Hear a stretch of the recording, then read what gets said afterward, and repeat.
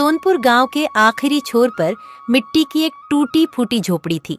उसी झोपड़ी में गांव का गरीब लेकिन ईमानदार लोहार हरखा अपनी बूढ़ी माँ कौशल्या और जवान बेटी झुमकी के साथ रहता था। हरखा की पत्नी सुमित्रा को गुजरे 14 साल हो चुके थे। उस दिन के बाद हरखा ने दूसरी शादी नहीं की। उसने अपनी सारी जिंदगी अपनी माँ और बेटी के नाम कर दी। दिन रात भट्ठी के सामने पसीना बहाता, लेकिन किस्मत जैसे उससे हमेशा रूठी रहती। उस सुबह झुमकी ने मिट्टी के मटके, अनाज की कोठी और रसोई का हर कोना टटोल लिया, लेकिन कहीं एक मुट्ठी आटा भी नहीं मिला। वह कुछ देर चुपचाप खड़ी रही। उसकी नजर बुझे हुए चूल्हे पर टिक गई। क्या हुआ बेटी, आज चूल्हा अभी तक क्यों नहीं जला? दादी, घर में एक दाना भी नहीं बचा। कल रात जो आखिरी रोटी थी वो भी आपने और बाबा ने मुझे खिलाकर खुद पानी पी लिया था। कौशल्या ने गहरी सांस भरी। उसकी आंखें भर आईं। उसी समय हरखा बाहर से अपना पुराना हथौड़ा और चिमटा उठाते हुए अंदर आया। अरे, तुम दोनों ऐसे उदास क्यों खड़ी हो? जल्दी कुछ खाने को दे दो, बहुत ज्यादा भूख लगी है। बाबा, आज आपको क्या दूं? घर में आटा नहीं, चावल नहीं, दाल नहीं, यहाँ तक कि चूल्हा जलाने के लिए लकड़ी भी नहीं बची। कोई बात नहीं बेटी, आज ईश्वर चाहेगा तो शाम तक सब भर जाएगा। तुम दादी का ध्यान रखना, मैं कुछ कमा कर ही लौटूंगा। बेटा, कल भी तू यही कहकर गया था, पर खाली हाथ लौटा। अब उधार भी कौन देगा? पूरे गांव का कर्ज पहले ही सिर पर चढ़ चुका है। अम्मा, हिम्मत हार गए तो जीना मुश्किल हो जाएगा। जब तक हाथों में ताकत है, उम्मीद नहीं छोड़ूंगा। इतना कहकर उसने अपने औजार कंधे पर रखे और भट्ठी की ओर चल पड़ा। गांव के बीचों बीच पीपल के पेड़ के पास हरखा की छोटी सी भट्ठी थी। हरखा रोज उसे साफ करके ऐसे बैठता था जैसे आज बहुत काम मिलने वाला हो। सुबह बीत गई, सूरज सिर पर आ गया, लेकिन उसकी भट्ठी पर एक भी ग्राहक नहीं आया। हरखा बार बार सड़क की ओर देखता।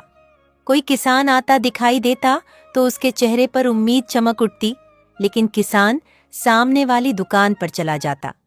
थोड़ी दूर गांव के दूसरे लोहार मंगला की दुकान पर भीड़ लगी हुई थी। कोई दरांती बनवा रहा था, कोई कुल्हाड़ी ठीक करवा रहा था। हरखा चुपचाप सब देखता रहा। उसी समय गांव के 3 आदमी उधर से गुजरे, लखन, भोलू और नत्थू। लखन ने हरखा को खाली बैठे देखा तो जोर से हंस पड़ा। अरे देखो देखो, हरखा फिर अपनी बुझी हुई भट्टी के सामने बैठा है। लगता है अब इसकी भट्टी नहीं, इसकी किस्मत ही राख बन चुकी है। पूरे गांव में इससे ज्यादा बदनसीब और निकम्मा लोहार शायद ही कोई होगा। काम भी कौन देगा इसे?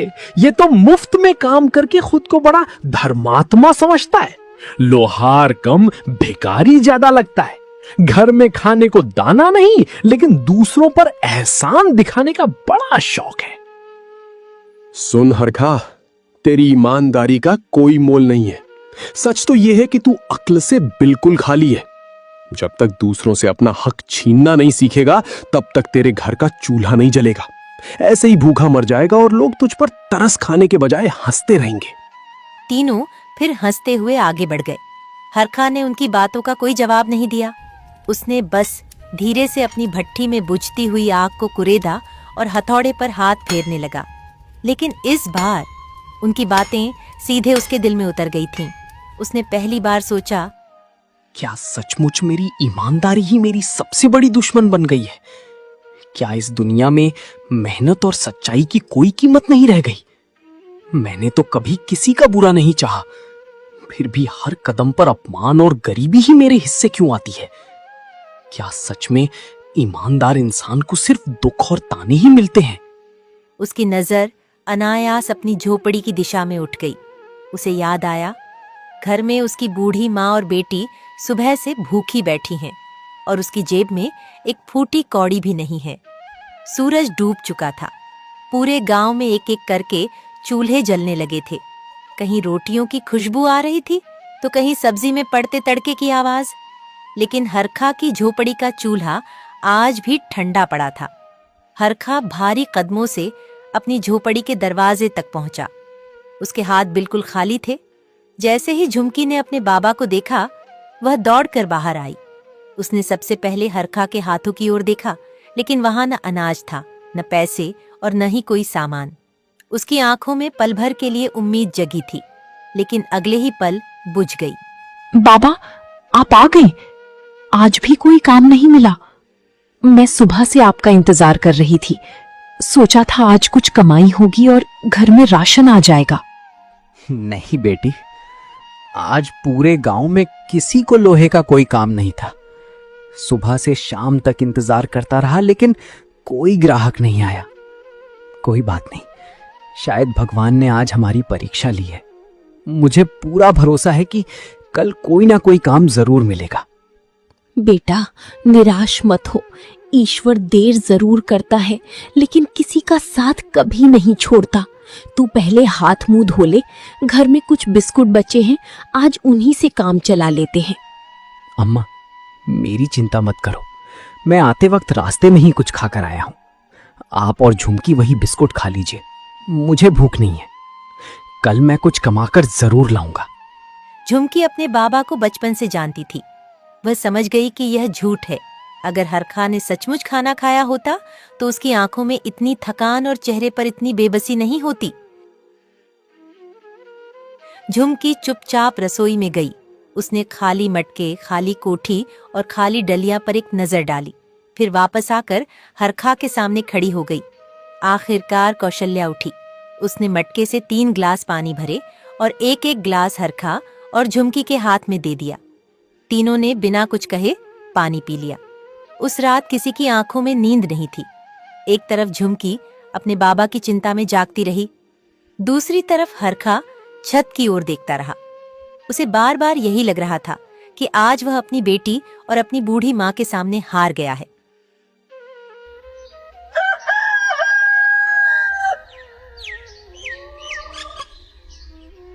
अगली सुबह सूरज निकलने से पहले ही हरखा उठ बैठा। उसने अपने औजार एक पुराने कपड़े में बांधे और बाहर निकलने लगा। बाबा, इतनी सुबह कहाँ जा रहे हैं? बेटी, हमारे गांव में तो अब कोई काम नहीं बचा। आज बगल के गांव रामपुरा जाकर देखूंगा, शायद वहां कोई काम मिल जाए। बेटा, रास्ता जंगल से होकर जाता है, संभल कर जाना। चिंता मत करो अम्मा, खाली हाथ जा रहा हूं, लेकिन कोशिश पूरी करके ही लौटूंगा। इतना कहकर हरखा चल पड़ा। गांव से बाहर निकलते ही कच्चा रास्ता घने जंगल की ओर मुड़ जाता था। हरखा चुपचाप उसी रास्ते पर बढ़ता जा रहा था। तभी रास्ते में उसे लखन और उसके साथी मिले। अरे वाह, लगता है अब तो अपना गांव भी इस पर तरस खाना छोड़ चुका है। तभी तो काम के बहाने दूसरे गांव का चक्कर लगा रहा है। सच कहूं, इसे देखकर कोई काम नहीं, बस दया ही आती है। अरे भाई, इसे कौन काम देगा? जिसके अपने घर का चूल्हा तक नहीं जलता, वो दूसरों का लोहा क्या चमकाएगा?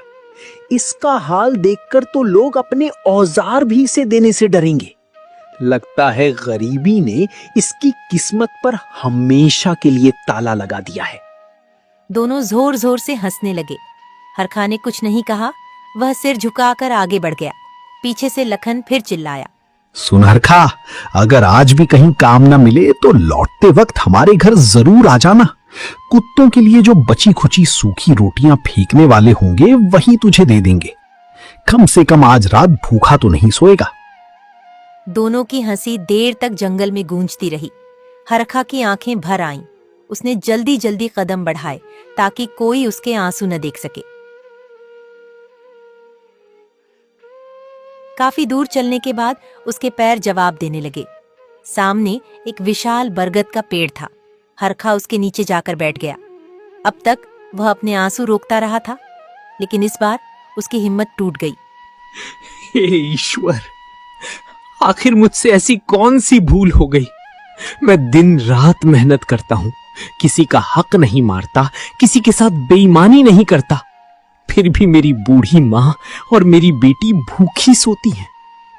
लोग कहते हैं मर्द कभी नहीं रोते, लेकिन कोई ये क्यों नहीं समझता कि मर्द के सीने में भी दिल होता है। मैं रोना भी चाहूं तो नहीं रो सकता, क्योंकि अगर किसी ने मुझे रोते देख लिया तो लोग मेरी बेबसी पर तरस नहीं खाएंगे, मुझ पर हंसेंगे। मैं अपने परिवार का पेट तक नहीं पाल पा रहा। इससे बड़ा दुर्भाग्य एक बाप के लिए और क्या होगा। हरखा ने अपने आंसू पोंछे, गहरी सांस ली और धीरे धीरे उठकर फिर से चलने लगा। अभी वह कुछ ही दूर पहुंचा था कि अचानक उसे किसी के कराहने की आवाज सुनाई दी। वह आवाज की दिशा में बढ़ा तो देखा कि एक बहुत बूढ़ा आदमी पेड़ के नीचे पड़ा हुआ था। उसके होंठ सूख चुके थे और वह प्यास से बेहाल था। बेटा, अगर तेरे पास थोड़ा सा पानी हो तो मुझे पिला दे। कई घंटों से गला सूख रहा है। अब शरीर में इतनी ताकत भी नहीं बची कि एक कदम चल सकूं।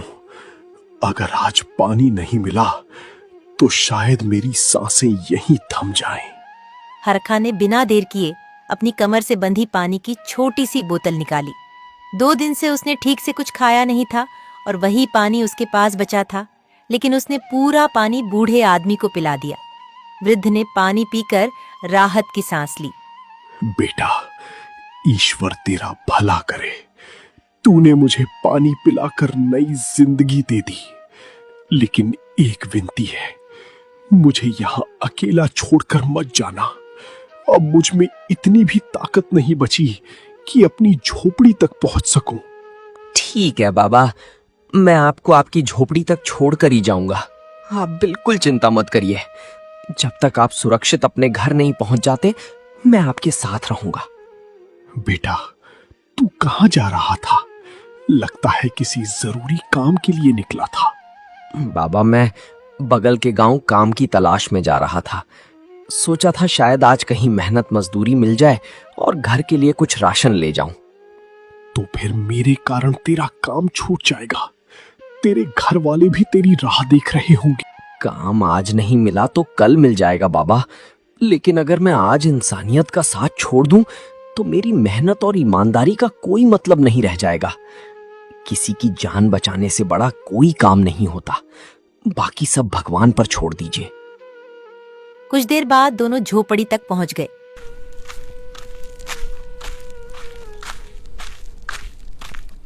झोपड़ी के बाहर पहुंचकर हरखा वापस जाने लगा।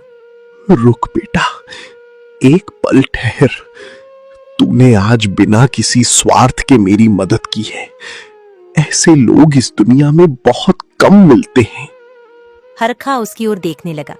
वृद्ध धीरे धीरे झोपड़ी के पीछे गया और थोड़ी देर बाद एक दुबली पतली साधारण सी गाय लेकर बाहर आया। बेटा, इस गाय को अपने साथ ले जाओ। आज से ये तुम्हारी हुई। इसे मेरी तरफ से एक छोटा सा उपहार समझो। नहीं बाबा, मैं इसे नहीं ले सकता। मेरे अपने घर में खाने को कुछ नहीं है। मैं इस बेचारी गाय का पेट कैसे भरूंगा? मैं इसे तकलीफ में नहीं देख सकता। बेटा, इसकी चिंता मत कर। इसे अपने साथ रख लो। ये किसी एहसान का बदला नहीं, बल्कि तेरी ईमानदारी और इंसानियत का सम्मान है।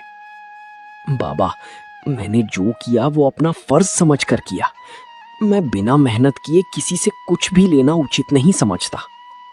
बेटा, ये गाय कोई दान नहीं है। ये तेरी नेक नियति, सच्चाई और ईमानदारी का फल है। इसे स्वीकार कर और हमेशा इसका सम्मान करना। हरखा बूढ़े आदमी को प्रणाम करके गाय को लेकर अपने गांव की ओर चल पड़ा। पूरे रास्ते उसके मन में एक ही चिंता थी। हे ईश्वर, मेरे अपने घर में अम्मा और झुमकी के खाने का भी कोई ठिकाना नहीं है। ऐसे में मैं इस बेचारी गाय का पेट कैसे भरूंगा?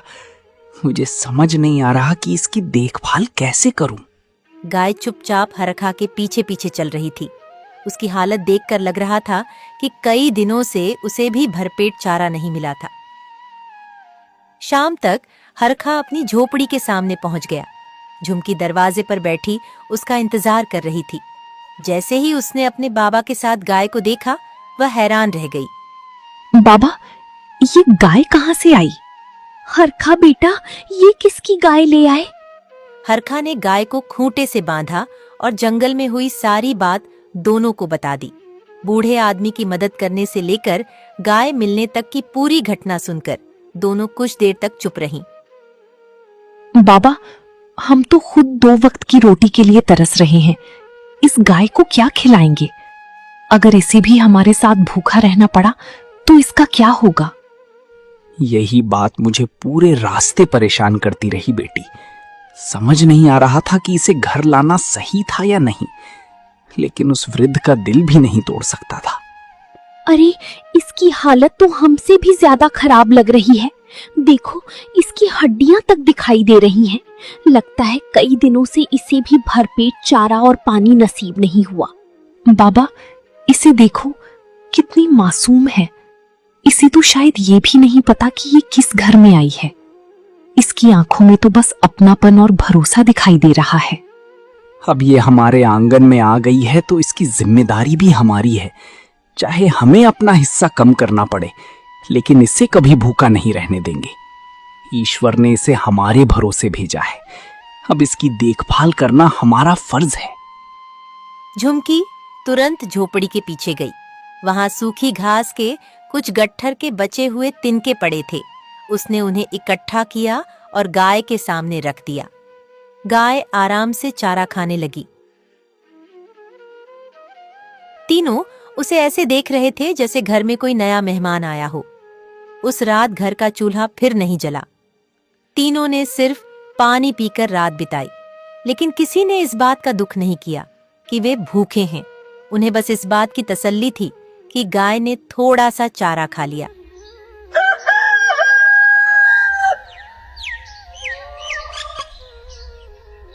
अगली सुबह सूरज निकलते ही झुमकी उठ गई। उसने फिर से थोड़ा सा सूखा चारा गाय के सामने रखा। हरखा भी बाहर आ गया। बाबा, मुझे लगता है हमें इसका दूध निकाल कर देखना चाहिए। शायद थोड़ा बहुत दूध मिल जाए तो आज अम्मा के लिए भी कुछ अच्छा हो जाएगा। बेटी, इसकी हालत देखकर तो बिल्कुल नहीं लगता कि ये ज्यादा दूध दे पाएगी। लगता है कई दिनों से इसे ढंग का चारा भी नहीं मिला। फिर भी एक बार कोशिश करके देख लेते हैं। जो कुछ भी मिलेगा उसे ईश्वर की कृपा समझकर स्वीकार करेंगे। हरखा एक पुरानी बाल्टी लेकर गाय के पास बैठ गया। जैसे ही उसने दूध निकालना शुरू किया, सफेद दूध की तेज धार बाल्टी में गिरने लगी। कुछ ही देर में पहली बाल्टी भर गई। हरखा ने सोचा बस अब दूध रुक जाएगा, लेकिन दूध निकलना बंद नहीं हुआ। झुमकी, एक और बाल्टी लाओ। झुमकी जल्दी से दूसरी बाल्टी उठा लाई। दूसरी बाल्टी भी भर गई। हरखा की आंखें फैल गईं। झुमकी दौड़कर तीसरी बाल्टी ले आई। तीसरी भी भर गई। इसी तरह धीरे धीरे 10 बाल्टियां भरती चली गईं। हरखा जमीन पर बैठ गया। उसके हाथ कांपने लगे। उसने गाय की ओर देखा, फिर दूध से भरी बाल्टियों की ओर। उसकी आंखों से आंसू अपने आप बहने लगे। हे ईश्वर, क्या सचमुच तूने हमारी पुकार सुन ली? क्या हमारे दुखों के दिन अब सच में बदलने वाले हैं? तेरी इस कृपा का ऋण मैं जीवन भर नहीं चुका पाऊंगा। झुमकी और कौशल्या की आंखों से भी खुशी के आंसू बहने लगे। तीनों समझ चुके थे ये कोई साधारण गाय नहीं थी। हरखा 10 बाल्टियां दूध बैलगाड़ी में रखकर गांव के बाजार पहुंचा। गांव वालों ने उसे इतने सारे दूध के साथ देखा तो हैरान रह गए। अरे हरखा, इतना सारा दूध कहाँ से ले आया? कहीं पूरे गांव की गायों का दूध इकट्ठा करके तो नहीं लाया? एक आदमी के पास इतना दूध मैंने पहले कभी नहीं देखा। नहीं काका, ये सारा दूध मेरी एक ही गाय का है। मुझे भी पहले यकीन नहीं हुआ था, लेकिन अपनी आंखों से देखकर ही मैं इसे यहां लेकर आया हूं। एक गाय और 10 बाल्टी दूध? अरे हरखा, लगता है गरीबी और भूख ने तेरा दिमाग ही घुमा दिया है। इतनी बड़ी बात पर भला कौन यकीन करेगा? हंसने से पहले जरा इस दूध को चक्कर तो देखो। कभी कभी अपनी आंखों से देखा हुआ भी सच नहीं लगता, लेकिन सच वही होता है जो सामने खड़ा हो। पहले स्वाद और गुणवत्ता देख लो, फिर जितना मन करे उतना सवाल करना। उसने जब दूध की शुद्धता देखा, उसकी आंखें फैल गईं। अरे, इतना गाढ़ा, मीठा और स्वादिष्ट दूध मैंने अपनी पूरी जिंदगी में कभी नहीं पिया। ऐसा लगता है जैसे इसमें ईश्वर का आशीर्वाद घुला हो। सच कहूं, इस दूध का स्वाद बिल्कुल अलग है। उसकी बात सुनते ही दूसरे लोग भी दूध खरीदने लगे। कुछ ही देर में हरखा की सारी बाल्टियां खाली हो गईं। इतने पैसे उसने अपनी पूरी जिंदगी में एक साथ कभी नहीं देखे थे। हरखा सीधे बाजार गया। उसने आटा, दाल, चावल, तेल, नमक, गुड़ और घर का जरूरी सामान खरीदा। जाते जाते अपनी गाय के लिए भरपूर हरा चारा भी ले लिया। शाम को जब वह सामान लेकर घर पहुंचा तो झुमकी और कौशल्या की आंखों में खुशी के आंसू आ गए। बाबा, आज इतने दिनों बाद हमारे घर का चूल्हा भरपेट जलेगा। अब माँ को ये चिंता नहीं रहेगी कि बच्चों को क्या खिलाएं। सच में आज बहुत खुशी हो रही है। ईश्वर ने आखिर हमारी सुन ही ली बेटा। हमने बहुत कठिन दिन देखे हैं। उस रात कई दिनों बाद तीनों ने पेट भरकर खाना खाया। ये बात सुनते सुनते लखन सीधे जमींदार भैरव सिंह के पास पहुंचा। मालिक, मुझे कुछ ना कुछ गड़बड़ जरूर लग रही है। कल तक हरखा के घर चूल्हा जलाने तक के लाले पड़े थे और आज उसके आंगन में राशन से भरी बोरियां उतर रही हैं। इतनी जल्दी किसी की किस्मत कैसे बदल सकती है? मैंने भी अपनी आंखों से देखा है। उसके पास तो सिर्फ एक ही गाय है। इतने कम समय में इतना धन और इतना दूध, बात मेरी समझ से भी बाहर है। बस यही तो मैं कह रहा हूं मालिक, एक अकेली गाय से इतना दूध निकलना नामुमकिन है। जरूर उस गाय में कोई ऐसा राज छिपा है जिसके बारे में पूरे गांव को कुछ पता नहीं। अगर उस गाय में सचमुच कोई अनोखी बात है तो उसका मालिक हरखा नहीं होना चाहिए। ऐसी चीज पर हक सिर्फ मेरा है। वो गाय अब मेरे आंगन में ही बंधेगी, चाहे उसके लिए कुछ भी करना पड़े। आप बस हुक्म दीजिए मालिक। आज रात होने से पहले वो गाय आपके बाड़े में बंधी होगी। हरखा को पता भी नहीं चलेगा कि उसकी सबसे बड़ी दौलत कब उसके हाथ से निकल गई। हरखा की जिंदगी अब धीरे धीरे बदलने लगी थी। हर सुबह उसकी गाय भरपूर दूध देती और कुछ ही घंटों में सारा दूध बिक जाता। घर का चूल्हा अब रोज जलने लगा था। झुमकी और कौशल्या के चेहरों पर भी कई दिनों बाद सुकून दिखाई देने लगा। लेकिन गांव में जितनी तेजी से हरखा की खुशहाली की चर्चा फैल रही थी, उतनी ही तेजी से भैरव सिंह के मन में लालच बढ़ता जा रहा था। एक दोपहर भैरव सिंह और लखन के साथ हरखा की झोपड़ी पर पहुंचा। हरखा उस समय गाय के लिए चारा काट रहा था। उसने जमींदार को देखा तो तुरंत खड़ा हो गया। आइए जमींदार जी, हमारे घर पधारने का सौभाग्य कैसे मिला? कहिए, मैं आपकी क्या सेवा कर सकता हूं? हरखा, पूरे गांव में तेरी इसी गाय की चर्चा हो रही है। सुना है ये रोज इतना दूध देती है कि पूरे गांव में बेचने के बाद भी तेरे घर में बच जाता है। क्या ये बात सच है? जी मालिक, ये सब ईश्वर की कृपा है। उसकी दया के बिना एक बूंद भी मिलना संभव नहीं। मैं घुमा फिरा कर बात करने वालों में नहीं हूं। साफ कहता हूं, ये गाय मुझे बेच दे। जितनी कीमत मांगेगा उतने पैसे दूंगा, चाहे जितनी बड़ी रकम हो, मैं देने को तैयार हूं। माफ कीजिए मालिक, लेकिन ये गाय बिकाऊ नहीं है। इसे मैं किसी भी कीमत पर नहीं बेच सकता। अरे हरखा, जमींदार जी खुद मुंह मांगी कीमत देने को तैयार है। ऐसी किस्मत हर किसी के दरवाजे पर बार बार दस्तक नहीं देती। सोच ले, इतनी दौलत फिर कभी नहीं मिलेगी। लखन, पैसे से हर चीज नहीं खरीदी जा सकती। ये गाय मेरे लिए सिर्फ एक जानवर नहीं, मेरे परिवार का हिस्सा है। जब पूरे संसार ने हमारा साथ छोड़ दिया था, तब ईश्वर ने इसी के माध्यम से हमारे घर में उम्मीद भेजी थी। इसलिए इसे बेचने का सवाल ही पैदा नहीं होता। एक बार फिर सोच ले हरखा, मेरे प्रस्ताव को ठुकराकर तू अपनी सबसे बड़ी भूल कर रहा है। बाद में पछताने का मौका भी नहीं मिलेगा। पछताना मुझे मंजूर है मालिक, लेकिन अपने ईमान और अपने परिवार का हिस्सा बन चुकी इस गाय को बेचना मंजूर नहीं। चाहे कितनी भी दौलत मिल जाए, मैं इसे किसी कीमत पर नहीं बेचूंगा। चलो यहां से, बहुत जल्द इसे अपनी इज्जत की भारी कीमत चुकानी पड़ेगी। झोपड़ी से थोड़ी दूर निकलते ही भैरव सिंह रुक गया। देख लिया उसकी अकड़। कल तक जो मेरे सामने सिर झुकाकर खड़ा रहता था, आज उसी ने मेरी आंखों में आंखें डालकर मेरी पाठ ठुकरा दी। 2 पैसे क्या हाथ लग गए, खुद को पूरे गांव का सबसे बड़ा आदमी समझने लगा है। लगता है करीबी के दिन भूल गया है। ऐसे लोगों को उनकी असली जगह याद दिलाने में मुझे ज्यादा देर नहीं लगती।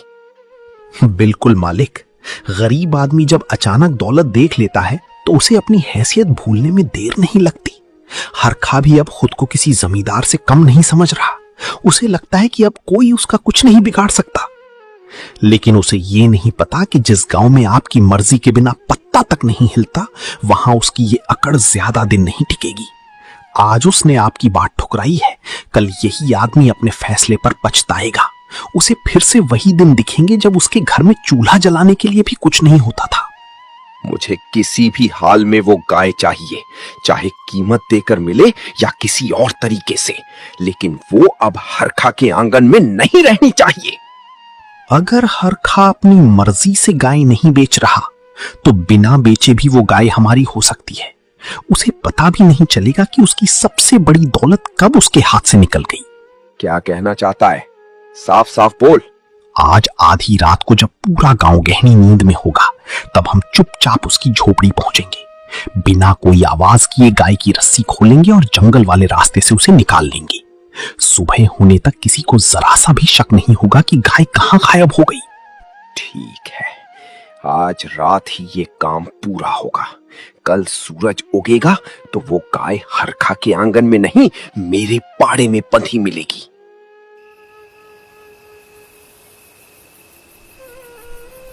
रात गहराने लगी। पूरा गांव गहरी नींद में सो चुका था। हरखा, कौशल्या और झुमकी भी दिन भर की थकान के कारण सो गए थे। उधर अंधेरे का फायदा उठाकर भैरव सिंह और लखन दबे पांव हरखा की झोपड़ी की ओर बढ़ रहे थे। उनकी नजर सिर्फ एक चीज पर थी, वह जादुई गाय। मालिक, धीरे, अगर हरखा जाग गया तो सारी मेहनत बेकार हो जाएगी। दोनों दबे पांव बाड़े के अंदर घुसने लगे, लेकिन जैसे ही उन्होंने बाड़े में कदम रखा, अचानक दोनों का संतुलन बिगड़ गया। अरे, ये क्या हुआ? अचानक हमारे पैर ऐसे कैसे फिसल गए? दोनों उठकर फिर आगे बढ़ने लगे, लेकिन इस बार भी उनके पैर लड़खड़ा गए। वे फिर गिर पड़े। लखन के चेहरे का रंग उड़ गया। मालिक, मुझे तो कुछ ठीक नहीं लग रहा। ऐसा पहले कभी नहीं हुआ। लगता है इस गाय के साथ कोई साधारण बात नहीं जुड़ी है। बेहतर होगा यहाँ से अभी चलते हैं। भैरव सिंह ने हिम्मत करके तीसरी बार आगे बढ़ने की कोशिश की, लेकिन जैसे ही उसने एक और कदम रखा, वह फिर मुंह के बल गिर पड़ा। अब दोनों के मन में डर बैठ चुका था। मालिक, मैंने पहले ही कहा था ना, ये कोई साधारण। चल यहाँ से अभी के अभी। आज पहली बार मुझे भी लग रहा है कि इस गाय से दुश्मनी लेना ठीक नहीं। अभी पीछे हटते हैं, लेकिन ये बात यहीं खत्म नहीं हुई है। दोनों बिना पीछे देखे अंधेरे में भाग गए। उधर हरखा और उसका परिवार गहरी नींद में सोता रहा।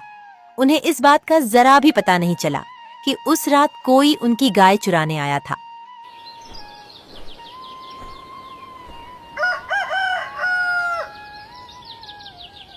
दिन बीतते गए। हरखा रोज सुबह गाय का दूध निकालता और बाजार में बेच आता। धीरे धीरे उसके घर की तंगी कम होने लगी। अब घर में 2 वक्त का खाना बनने लगा था और गाय के लिए भी भरपूर चारा आने लगा था। एक शाम बाहर तेज बारिश हो रही थी। झोपड़ी की छत से कई जगह पानी टपक रहा था। दीवारों में नमी भर गई थी। कौशल्या खांसते खांसते परेशान हो गई। बाबा, इस गाय की वजह से हमारा घर चल रहा है। हम भूखे नहीं सोते, लेकिन अगर हमारे पास कुछ सोने के सिक्के होते तो हम एक छोटा सा पक्का घर बनवा लेते। दादी को इस सीलन में तकलीफ नहीं होती। हरखा ने बेटी की बात सुनी, लेकिन कुछ नहीं बोला। उसने बस कौशल्या की ओर देखा, जो लगातार खांस रही थी।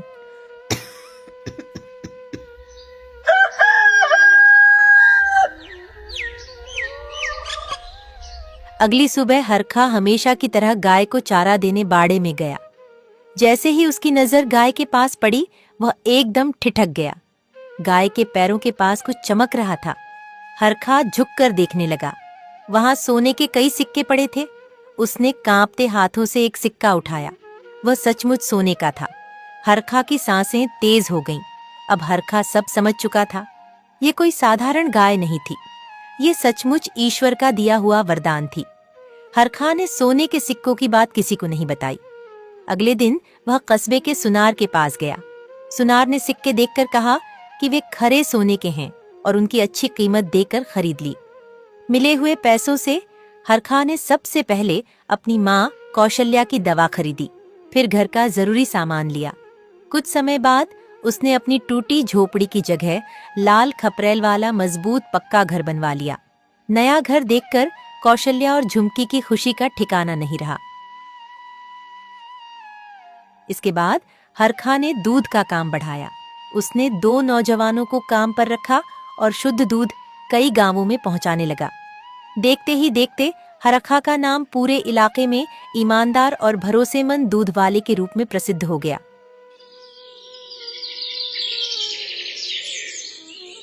समय बीतता गया। हरखा का घर अब खुशियों से भर चुका था। कभी जिस आंगन में भूख और मायूसी रहती थी, आज वहीं हंसी की आवाज गूंजती थी। कौशल्या की तबीयत पहले से काफी ठीक रहने लगी थी। झुमकी भी निश्चिंत होकर घर और गाय की देखभाल करती थी। लेकिन हरखा की एक आदत बिल्कुल नहीं बदली। हर सुबह उठते ही वह सबसे पहले गाय के पास जाता, उसके सिर पर प्यार से हाथ फेरता, उसे अपने हाथों से चारा खिलाता और फिर उसका दूध निकालता। अगर तू उस दिन मेरी जिंदगी में ना आती तो शायद आज भी मेरे घर का चूल्हा ठंडा ही रहता। ईश्वर ने तुझे हमारे घर भेजकर हमारी किस्मत बदल दी। तूने सिर्फ हमारे घर की भूख नहीं मिटाई, बल्कि हमारे टूटते हुए हौसले को भी फिर से जिंदा कर दिया। गाय भी जैसे उसकी बात समझती थी। वह धीरे से रंभा कर हरखा के हाथों को चाटने लगती। एक शाम हरखा गाय के पास बैठा उसकी पीठ सहला रहा था। तभी अचानक उसे जंगल में मिले उस बूढ़े बाबा की बात याद आ गई। जब तुम्हारी सारी जरूरतें पूरी हो जाएंगी, तब मैं अपनी गाय वापस लेने जरूर आऊंगा। हरखा कुछ देर तक चुप बैठा रहा। उसने अपने नए घर की ओर देखा, फिर आंगन में बैठी अपनी माँ और झुमकी की ओर देखा। उसके चेहरे पर हल्की सी मुस्कान आ गई। ईश्वर ने मुझे सब कुछ दे दिया। सिर पर पक्का घर दे दिया, अम्मा का इलाज हो गया, घर में किसी चीज की कोई कमी नहीं रही। और जो लोग कभी मेरा मजाक उड़ाते थे, वही आज सम्मान से मेरा नाम लेते हैं। मैंने अपनी जिंदगी से इससे ज्यादा कभी कुछ मांगा ही नहीं था। ईश्वर ने मेरी उम्मीद से कहीं बढ़कर मुझे सब कुछ दे दिया। उसी समय झुमकी वहां आ गई। बाबा, किस सोच में डूबे हैं? कब से आपको चुपचाप बैठे देख रही हूं। बेटी, बस यही सोच रहा हूं कि इंसान को जरूरत से ज्यादा पाने की इच्छा कभी नहीं करनी चाहिए। जितना ईश्वर दे, उतने में संतोष करना ही सबसे बड़ा सुख है। आप ऐसा क्यों कह रहे हैं? क्या कोई बात आपको परेशान कर रही है? याद है, जिस बाबा ने मुझे ये गाय दी थी, उन्होंने जाते समय कहा था कि जब मेरी सारी जरूरतें पूरी हो जाएंगी, तो एक दिन वो इसे वापस लेने जरूर आएंगे। उनकी वही बात आज बार बार मेरे मन में आ रही है। अगर बाबा सचमुच वापस आ गए, तो क्या आप ये गाय उन्हें लौटा देंगे? क्यों नहीं बेटी, इस गाय ने हमें भूख, गरीबी और बेबसी से बाहर निकाला। इसने हमारे घर में सुख, सम्मान और खुशियां लौटाई। अब जब ईश्वर ने हमें सब कुछ दे दिया है, तो इस वरदान पर सिर्फ हमारा अधिकार कैसे हो सकता है? अगर ये गाय किसी और गरीब परिवार के जीवन में उजाला ला सकती है, तो उसे वहीं जाना चाहिए। शायद आज भी कहीं कोई और हरखा अपने परिवार को भूखा सोते हुए देखकर ईश्वर से मदद की प्रार्थना कर रहा होगा। झुमकी ने अपने बाबा की ओर गर्व से देखा। उसी क्षण आंगन में एक जानी पहचानी आवाज ही सुनाई दी। बेटा हरखा, लगता है तुमने मुझे पहचाना नहीं। बाबा, आपको कैसे भूल सकता हूँ। आइए, आपका मैं कब से इंतजार कर रहा था। हाँ बेटा, मैं अपनी गाय को वापस लेने आया हूँ। मुझे विश्वास था कि जब तुम्हारी जरूरतें पूरी हो जाएंगी तब तुम बिना किसी लालच के इसे लौटा दोगे। बाबा, गाय हमेशा से आपकी अमानत थी। इसने मेरे परिवार की हर तकलीफ दूर कर दी, हमें सम्मान और खुशियां दी। अब मेरी कोई इच्छा बाकी नहीं है। इसे किसी ऐसे जरूरतमंद को दे दीजिए जिसके घर में आज भी भूख और अंधेरा है। शायद उसकी जिंदगी भी इसी तरह बदल जाए। हरखा, मैं इसी जवाब का इंतजार कर रहा था। जिस दिन मैंने तुम्हें ये गाय दी थी उसी दिन मैंने तुम्हारी ईमानदारी देख ली थी। लेकिन आज मैंने तुम्हारे मन का लालच भी परख लिया। जिस इंसान के पास सब कुछ होने के बाद भी लालच ना हो, वही इस वरदान का असली हकदार होता है। मैं तुम्हें एक और वरदान देता हूं। आज से ये गाय हमेशा के लिए तुम्हारी है। जीवन भर इसे अपने पास रख सकते हो। बाबा, आपने उस दिन एक गरीब और बेबस इंसान की पूरी जिंदगी बदल दी। जो घर कभी भूख और निराशा से भरा रहता था, वहां आज सुख और सम्मान है। आपका ये उपकार मैं जीवन भर नहीं भूल पाऊंगा और ना ही कभी चुका पाऊंगा।